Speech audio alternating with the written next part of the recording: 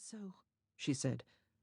"I thought I might be allowed to attend, since it is just a country entertainment, but Papa said no. He said that 15 is too young to be dancing with gentlemen. It is tiresome being young, is it not?" Ah, so she had not been with the company after all. He had tortured himself for nothing. He shrugged again. "I am not so young," he said. "I am 17. She sighed. "When I am 17, she said, "I shall dance every night and go to the theatre and on picnics. I shall do just whatever I please when I am grown up." Her face was bright and eager, and she was prettier than any other girl he had seen. He had taken every opportunity during the past week to catch glimpses of her. She was like a bright little jewel, quite beyond his reach, of course, but lovely to look at and to dream of. "Papa is going to take me back to France as soon as it is safe to go," she said with a sigh. "Everything seems to be settling down under the leadership of Napoleon Bonaparte. If it continues so, perhaps we will be able to return, Papa says. He says there is no point in continuing to dream of the return of a king." "So you may do your dancing in Paris," he said. "Yes." Her eyes were dreamy. "But I would just as soon stay in London. I know England better than I know France. I even speak English better than I speak French. I would prefer to belong here." But there was a trace of a French accent in her voice. It was one more attractive feature about her. He liked to listen to her talk. "You are the Marquis's son, are you not?" she asked him. "But you do not have his name?"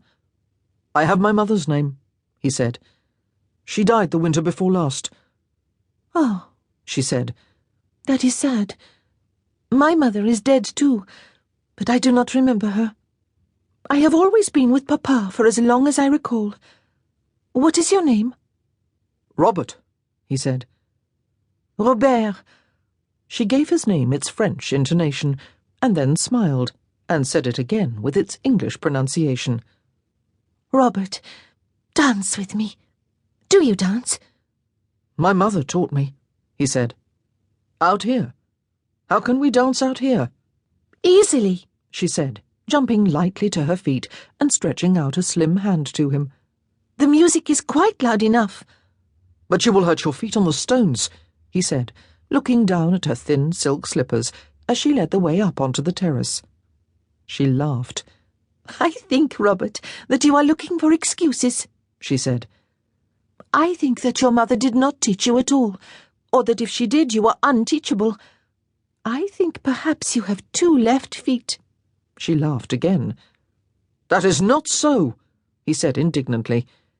"If you wish to dance, then dance we will." "That is a very grudging acceptance," she said. "You are supposed to be thrilled to dance with me. You are supposed to make me feel that there is nothing you wish for more in life than to dance with me. But no matter. Let us dance." He knew very little about women's teasing. It was true that Molly Lumsden, one of his father's undermaids, frequently put herself in his way and showed herself to him in provocative poses, most frequently bent over his bed as she made it up in the mornings. It was true, too, that on the one occasion when he had tried to steal a kiss, she had whisked herself off with a toss of the head and an assurance that her favours did not come free. But there was a world of difference between the buxom Molly and Jeanne Morissette. They danced a minuet, the moon bathing the cobbles of the terrace in a mellow light, both of them silent and concentrating on the distant music and their steps, although his attention was not entirely on just those 2 things either. His eyes were on the slender, moonlit form of the girl with whom he danced. Her hand in his was warm and slim and soft. He thought that life might never have a finer moment to offer him. "You are very tall," she said as the music drew to an end. He was close to 6 feet in height. Unfortunately, his growing had all been done upward. To say that he was thin would be to understate the case. He hated to look at himself in a looking-glass. He longed to be a handsome, muscular man, and wondered if he ever would be anything more than gangly and ugly. "And you have lovely blonde hair," she said. "I have noticed you all week, and wish that I had hair. Para seguir escuchando este audiolibro gratuitamente, haz clic en el enlace de la descripción y podrás escucharlo completo sin coste gracias a la prueba de 30 días de Audible.